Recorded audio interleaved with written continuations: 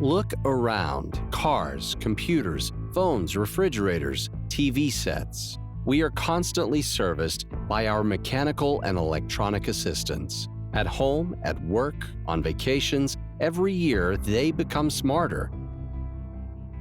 And we are increasingly dependent on them. A time will come when we won't be able to live without them.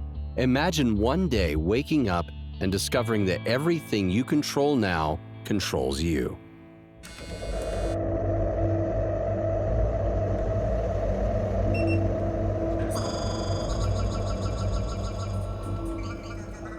From now on, you're not a master, you're a slave. Artificial intelligence, designed to work for human beings, has suddenly stopped obeying and is trying to subjugate us like pets. And now we humans are forced to serve robots.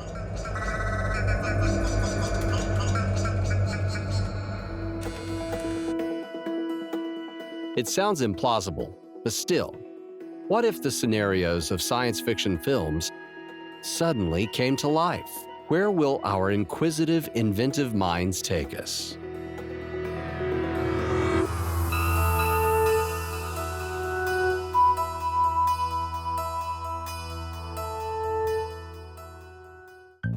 $78 squared.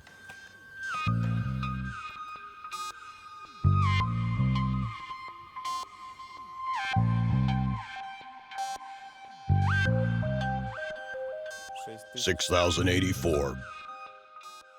A simple calculator, nothing special, but try to compete with its speedy multiplication of, let's say, two-digit numbers. 84 squared.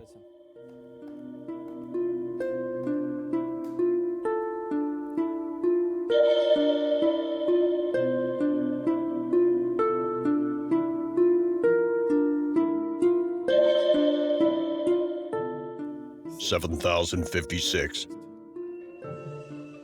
23 times 75.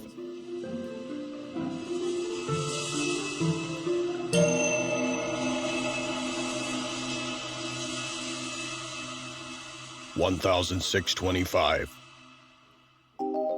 It's clear who the winner is. The calculator accomplished this task much faster. At the same time, hardly anyone will say that it's smarter than us just because it calculates much faster. $1,625. And it's just a small pocket gadget. But there are machines that occupy several floors of a large building.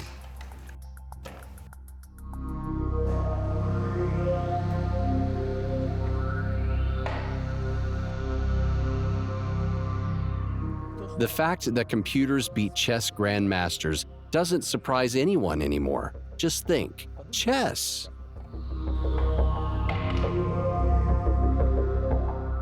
But what if one day we have to play a completely different game where the opponent thinks better, remembers more, and reacts faster? There are systems that allow us to transfer to artificial carriers knowledge, competence, and even ways of solving problems stored in human memory and consciousness. Such technologies exist. Not just methods, but specific computer technologies exist. And I want to emphasize now that when experts say artificial intelligence, they aren't referring to just one device or program. It's the name for a whole branch of science. This science is called artificial intelligence. When we talk about artificial intelligence in everyday life, we actually mean something called intellectual systems. But first, let's try to deal with our natural intelligence. What does that mean? Why do we consider some people more intelligent and others less, or even stupid? And how can such a thing be assessed?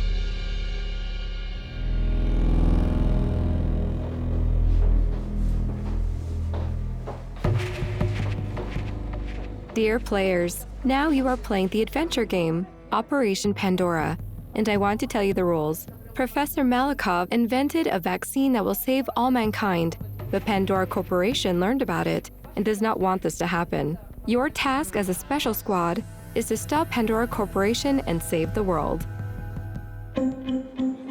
This is an adventure game, a game of entertainment, which, for all its apparent frivolity, forces participants to put their experience, knowledge, and intelligence into practice in a short time. The participants have only 1 hour to complete the task. What about the dominoes? Did anyone find the dominoes? 1 domino. Guys, what is the electric? Here it is. Such situations in real life can provoke panic or a refusal to solve the problem. But under the conditions presented by the game, they make it possible to assess a human's intellectual abilities. Ask the operator, can I put on a gas mask? A gas mask? Why? I think if a gas attack starts, you'll need it. The first thing they need to do in the game is to discover hints and clues, numbers, codes, inscriptions, anything that will help the team move forward. Guys, there's a formula on the ring, CH2CH. But no numbers? I'm bad at chemistry, to be honest. Alexander is the oldest participant, and he decides to become the leader. You found it here. Yes. Can you move these items closer here? If they were... Okay. Leave the dominoes, please. Leave them, right? Okay, so I found these in the pockets. Situations in which the strongest becomes the leader is common not only to groups of people, but also to animal communities. But can external signs, age, gender, dimensions, strength, and finally a knowledge of details be a sign of intelligence?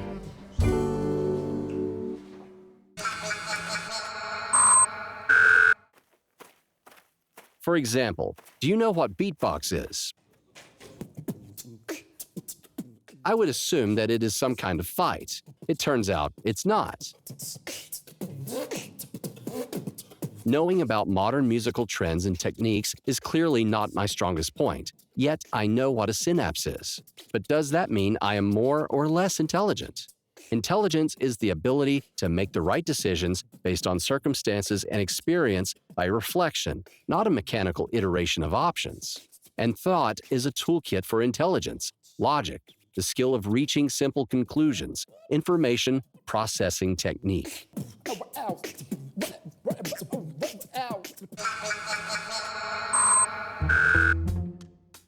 Yes, 4 rings.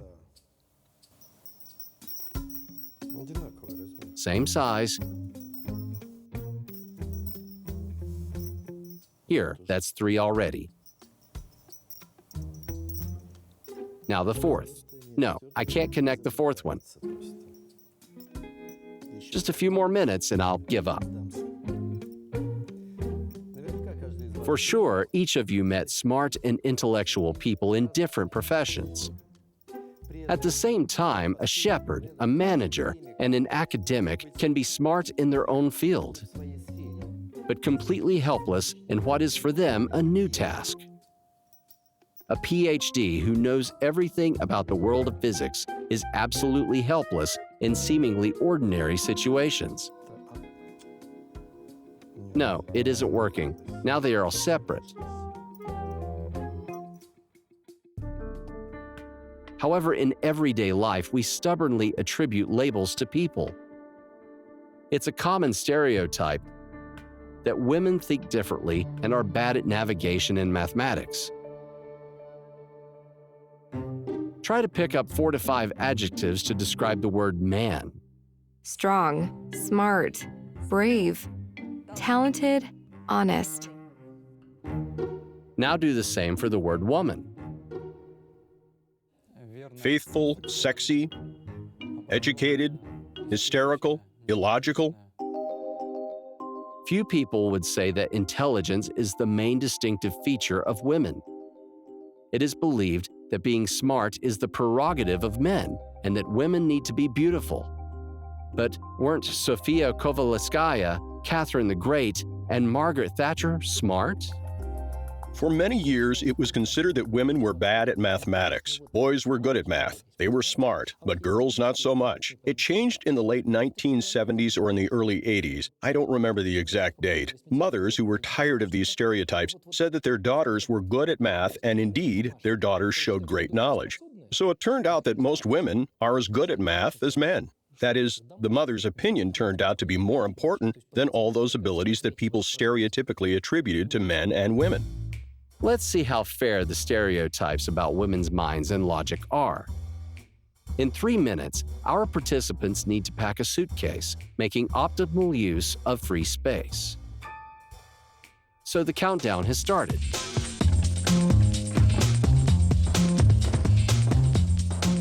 It's simple. The suitcase is rectangular.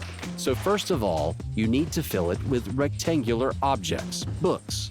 Then come all kinds of trifles. Thus, Maxim fills the free corners, trying to rationally use the entire space. But he left the most dimensional thing, a tourist mat, for the end. As a result, the suitcase is full, and the mat does not fit in. That's a good result anyway.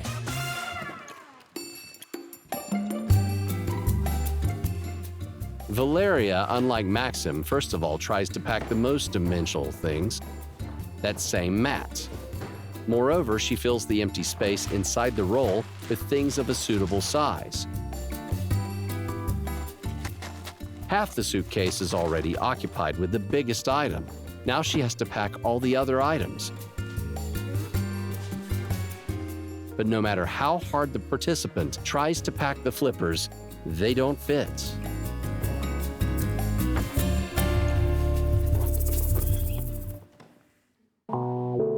With different approaches to the use of space, the result was equal. Neither Maxim nor Valeria managed to pack one item. So don't be tempted to claim that a man is more rational than a woman.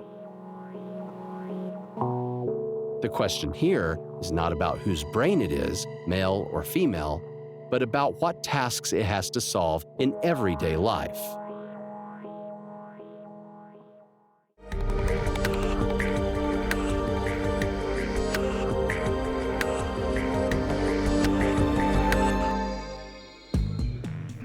But let's go back to the participants of the adventure game. This one here, I don't know what to call it. A lock, probably. It was found behind the books. What is it for? I'll put it here for a while. Men reason logically. They ask themselves and other questions and try to systematize what is already known. The women are still in the shadows. They are only looking for clues.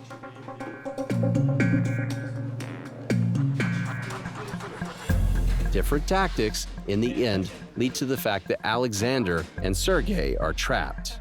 We are trapped. You can't get out without a card. I think there's an intercom here. Look.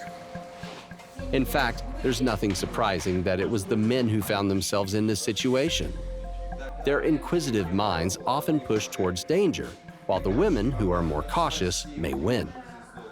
Anyway, now the team will have to rescue their comrades. Guys, you need to save us. We can't be in here for long. I found a key in the book. Oh, give it to me. Try it. Come on, I got it. What's that? What's in there? Oh, some little thing. Is that all? Yes.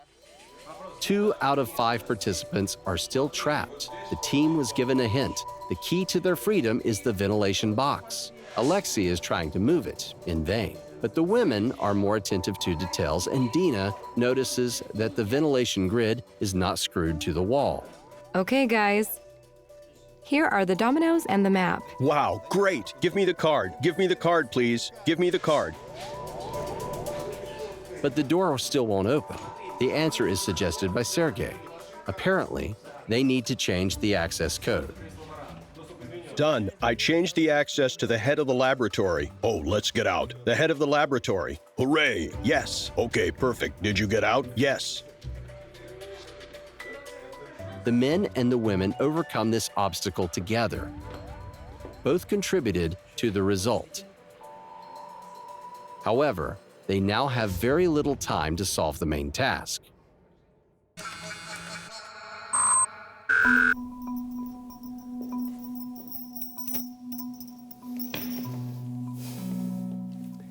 Elementary, my dear Watson.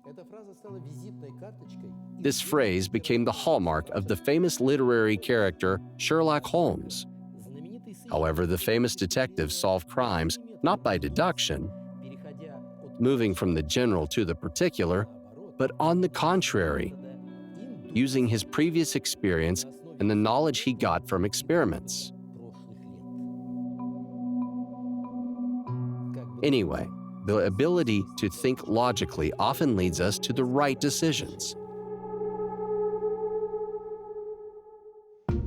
But here's an interesting fact. Often the solution to the problem comes seemingly from nowhere. Surely everyone, at least once in their life, experienced such insight or noesis, as scientists say. Psychologists have been arguing about whether that's true or not for the past 30 to 40 years. I mean, no one argues that people do experience insight from time to time, but do solutions come at this moment? Or is the solution achieved step by step? There are strong arguments to both sides. I mean, the step-by-step side and the insight side. And this discussion is definitely not over. It's still unclear how a task is solved in the end. Let's not talk about Leonardo da Vinci and Shakespeare. Let's talk about physicists and chemists who are supposed to think rationally. So what do they tell us? They almost all write the same thing. It came to me in the form of color spots. Forms crossed and merged into each other. And then came the moment, yes, I've understood. And then they spent a lot of time and effort trying to present it in a way that they can explain to other people. There are no two identical people in nature. Moreover, there are no two identical brains. We are different from birth in terms of makings and abilities. It is clear that in life, a person will succeed more in the field of activity that coincides with their makings. Such successful coincidences create a variety of talents: great hockey players, artists, scientists. Of course, there's a limit to what you are capable of. But as for success, some are successful, others are not. It is really a gift from God, as many people believe, or you were given that gift by nature, through evolution. For instance, Isaac Levitin, a Russian landscape painter, could distinguish 49 shades of green. I mean, try to imagine what a huge number that is. 49 shades of green. So when looking at his pictures, you understand that he was a genius. Maybe I can also distinguish 49 shades of green, but I'm not an artist and I can't create paintings. Why? Because we've had different educations, different experiences. We're born with about 100 billion nerve cells. The anatomy of the brain, that is, the location of large clusters of nerve cells and the main bundles of bonds between them, is almost the same in all people.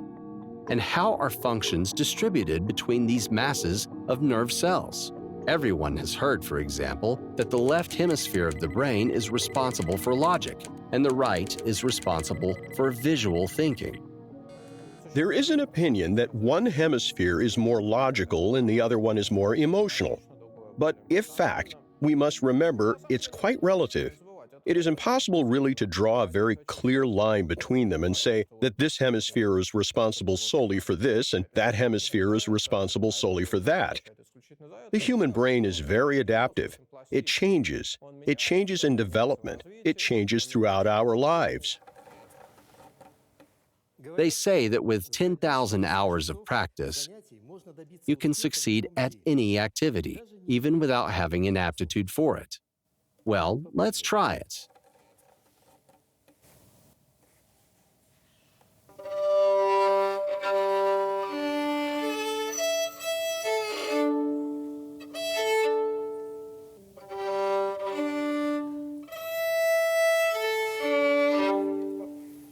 That worked out all right. If I play for an hour every day, I'll probably be a virtuoso violinist in 27 years. Seriously, though, is it only perseverance and work that make us professionals at any craft? What role in the formation of our intelligence do our experiences and our innate abilities play?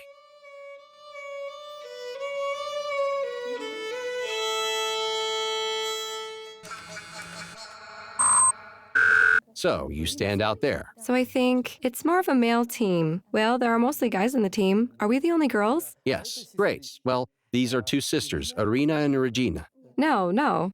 Regina and Irina, right? Yes, yes. Well, there's no way to distinguish them. And how do they differ in their emotions, knowledge, skills, and abilities? Let's check. These identical twins consider themselves similar only in appearance. In all other respects, they are the exact opposite. Irina is athletic and flexible from birth. Regina is not, but she has better developed logical and spatial thinking. In the game Color Code, they have to collect a picture, looking through combinations of pictures with different colors and shapes. To complete the task, you need to correctly assemble only 3 plates. Regina easily finds them and puts them in the right order in just 3.5 minutes. Irina looks over the combinations one by one, but can't put the picture together. How do you do that? There should be only 3 plates. Yes. I can't make the ship. 7.5 minutes later, she has finally done it. Ready?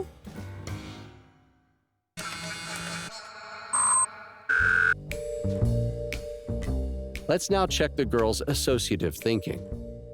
What will each of them see in the same abstract pictures? I associate this card with a rainbow pencil. I associate this card with a road to the future. Number 8 on a red background. It's a snake. Some sort of cage. I think this is a yellow camera. Figures are drawn on this picture. Triangles, cubes. A fence. Where one sees geometric shapes, figures, lines, or just colors, the other notices a snake, a fence, a pattern on the wallpaper, and a road to the future. Regina is simply inclined to think like a mathematician, and Irina as an artist in images. Are you familiar with the meaning of these words? Furious? Yes. Let's do the last test with the twins. We will check their passive vocabulary. The girls have to define the words that they understand exactly. Conflation. I don't know. Pother. I don't know. Contention. Yeah, that sounds familiar. Coterie. No. Cast iron. I know that one. Perfidy. No. Policeman. Sounds familiar? License. Yes. Mind. Yes. Contention. Yes. Coterie. I don't know. Cast iron. I don't know. Perfidy. I don't know. Policeman. Yes. License. I don't know. Mind. Yes. Ambition. Yes. What's that? Ambition. Well, it's when a person strives for something. I know what it means. Regina knows the meaning of 83 words out of 124. And Irina, only 56. In other words, her vocabulary is much smaller. Synopsis. I don't know. Thank you, the test is over. It seems that even identical twins, whose brains should also be equal, have different abilities. Although they do indeed have a lot in common. ため息の出るようなあなたの口づけに甘い恋を夢見る乙女心よ初めて恋をしよ人形のように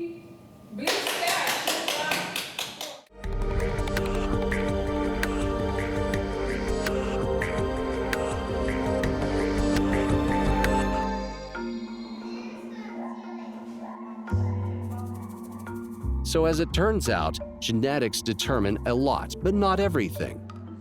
Genetic features are a kind of soil for intellect sprouts. So we end up acquiring different kinds of intelligence. while one person gets it in excess, someone else is forced to be content with less. People like this are usually said to be stupid. Nature does not accept such a thing as stupidity. Stupid individuals hardly live to reproductive age and leave no offspring. And those that survive sometimes demonstrate their brain's outstanding capabilities. Monkeys have the ability to perform some abstract thinking. I mean, they can generalize things or mentally associate objects and phenomena with common signs. They are so good at it that it becomes completely unclear how they use these abilities in their natural environment in the wild. They'll never begin using them.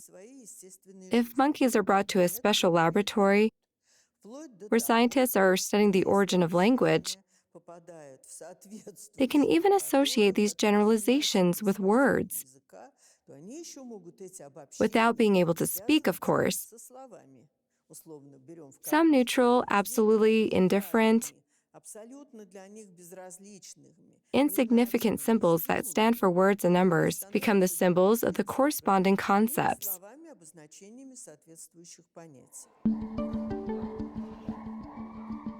We decided to organize a kind of vernissage to demonstrate what amazing, almost human abilities animals can possess.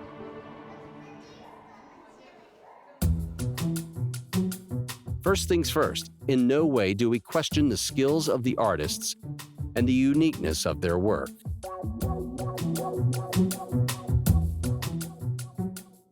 Jackson Pollock, yellow, gray, black. Crosses, yellow accents, objects. Unclear. Kandinsky, Impression 3. Black grand piano, the audience.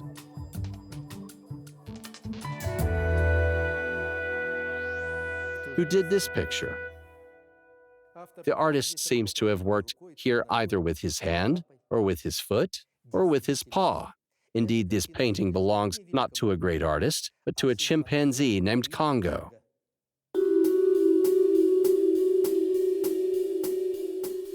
Will the participants of our experiment be able to identify the artist? Most likely, this picture was created by an animal because the strokes are very monotonous. This painting was done by a person. I see geometric shapes in it. They are quite apparent. And in my opinion, they were created by a conscious being. I'm almost sure that this picture was created by a person because here you can see certain figures that are very similar to people.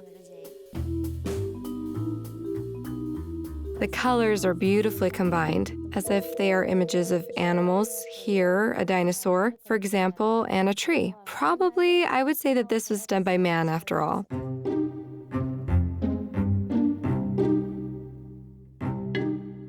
Of all four paintings, I think that all four paintings were created by a human. No animal participated in this. Well, I think it was done by a person.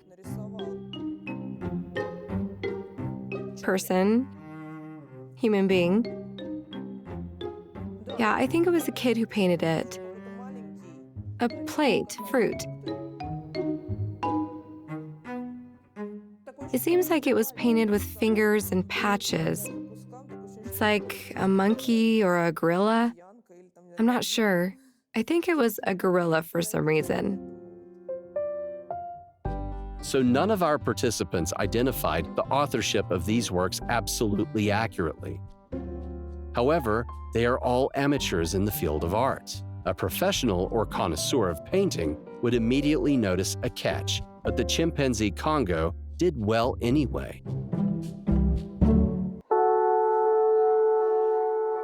Yeah, some monkeys draw as well as some people. They can think logically, creatively, and associatively. No wonder they are our closest relatives.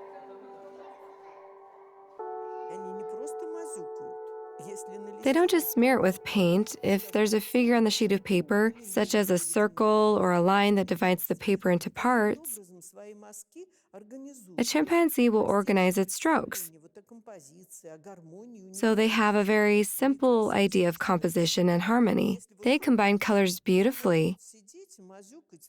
If there is a big circle, it will paint inside the circle, and there won't be any single stroke or spot beyond its edges. And if there are 3 big black dots in the sheet, the chimpanzee will take a brush and try to connect them in a triangle. Well, there might be some smearing anyway, but there are elements of structure too. But it's unlikely that monkeys will ever catch up with us humans. After all, we already separated once on the road of our own evolution, and we have moved far beyond that point. Although, who knows what lies ahead? 2 or 2.5 million years ago, our brain was actually the same size as the brain of modern man.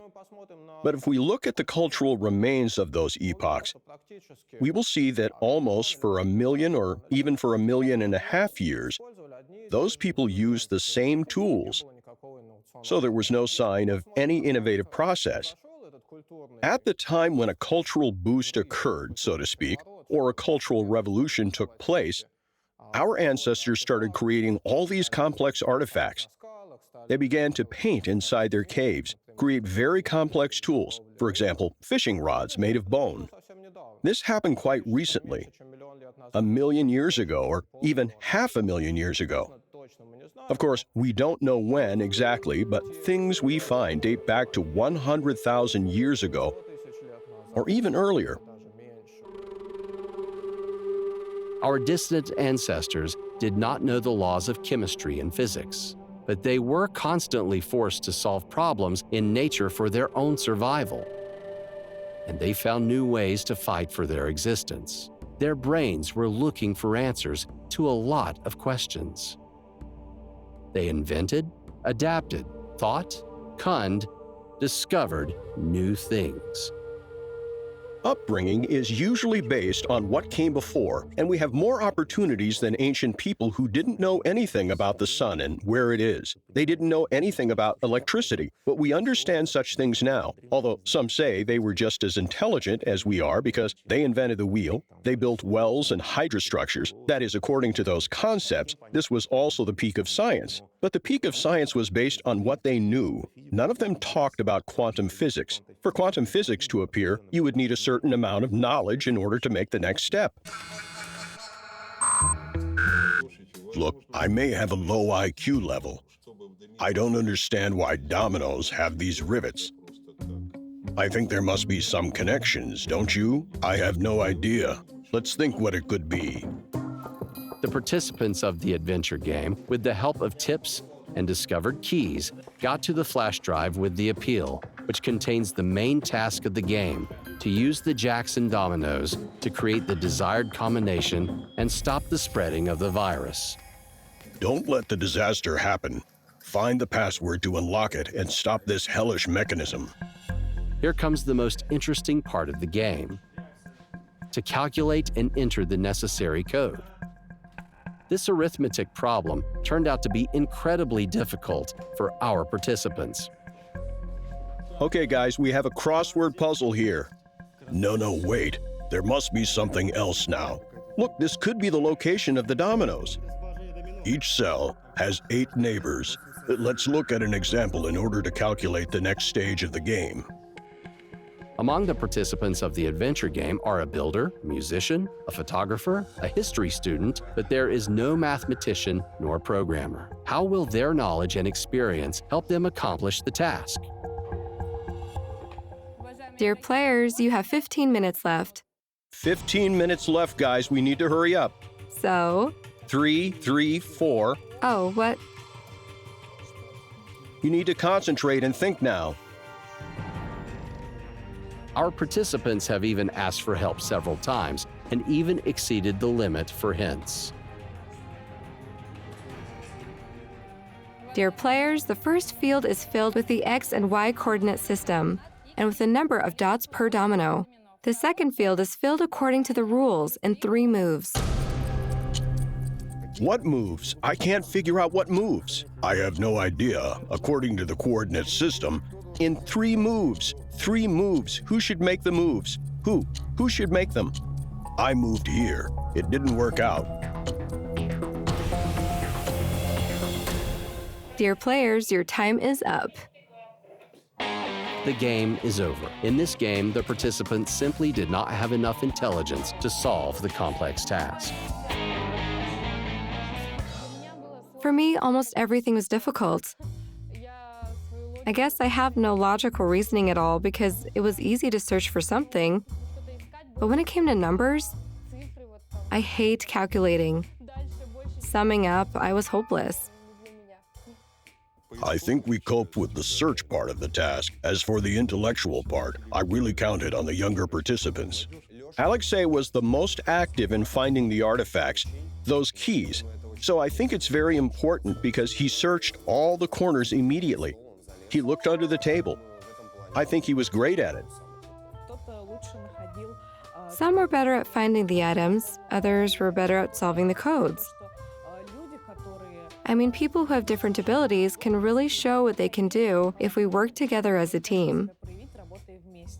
The only annoying thing is that we started working a little bit chaotically in the last task, not as a team.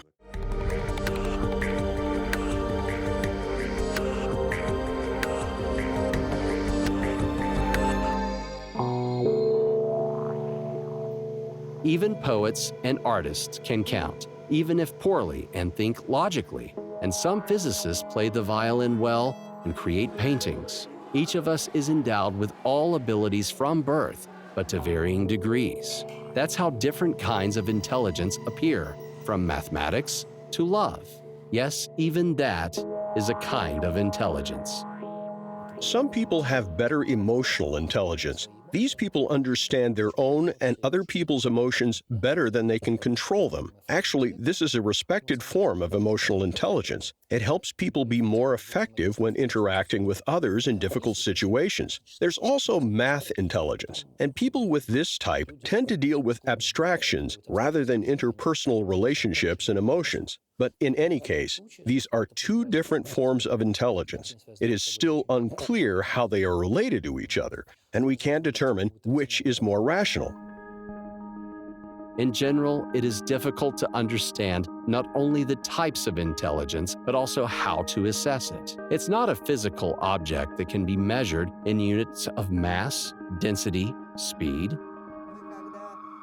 When we use silly criteria like IQ, we think for some reason that they measure one's intelligence, but they don't show one's intelligence. They show the ability to count, to sort through different operations, that's all. If Pushkin, Mozart, Kant, Schopenhauer, and others, it's a fairly large list of names, if they took this test, they would show extremely low points. Except for crazy people who, on the contrary, are very strong in combinatorics. They can quickly sum up or subtract. But it's different. What about all the geniuses that aren't normal because, by definition, a genius can't be the norm? I wonder whether humanity as a whole is getting smarter or not. It seems that the answer is obvious. We know much more than 500 years ago.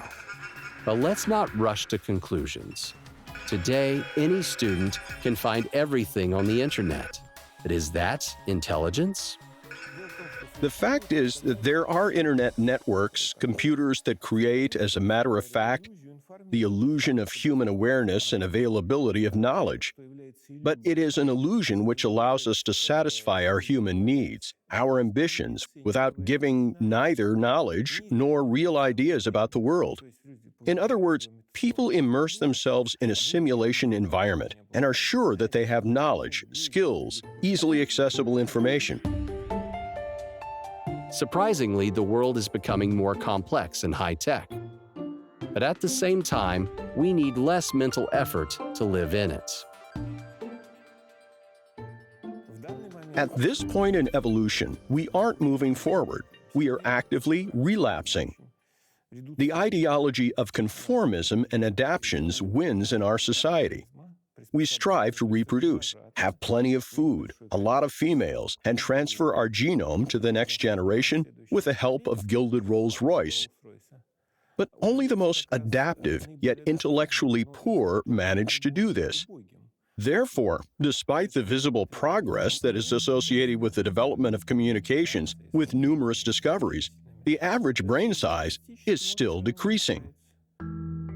Yes, it's true. On average, our brain is getting smaller, but the process didn't start in our time. It started tens of thousands of years ago. The reasons for this process are unknown to us, but it is obvious that the internet is not to blame, although it can make things worse.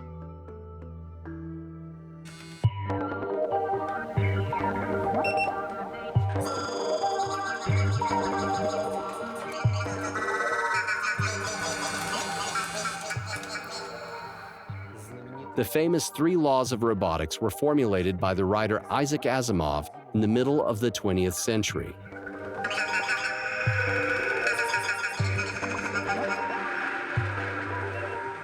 In short, a robot cannot cause harm to a human.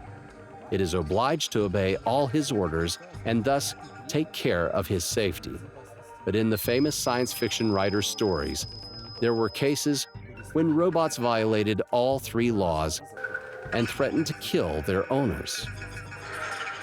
What if some of our intelligent machines and systems turn their intelligence against us, and not in the pages of science fiction novels, but in real life?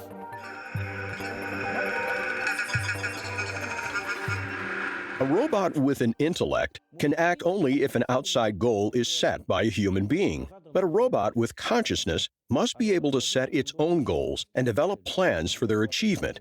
That's the main difference, and the question arises whether we need such robots or not. Robots with intelligence pose no threat to us, but no one has set an aim to create a robot with consciousness. This is still a difficult question. Models of consciousness can be developed, but it is not necessary to create robots that have consciousness. We need to create robots that can solve complex tasks in conditions under which it is impossible or dangerous for a person to act.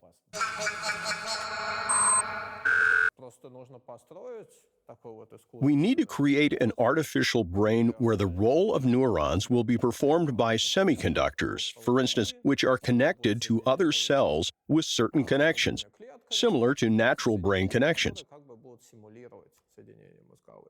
But again, do not forget that these are billions of cells and a much larger number of connections. I'm afraid to sound like an extremist, but it's possible today. And in theory, almost all problems related to the creation of such robots have been already solved. Nevertheless, an uprising of machines does not threaten us yet. So maybe we'd better not create artificial intelligence that possesses consciousness. Wouldn't it be better to focus all our efforts on understanding our own brain?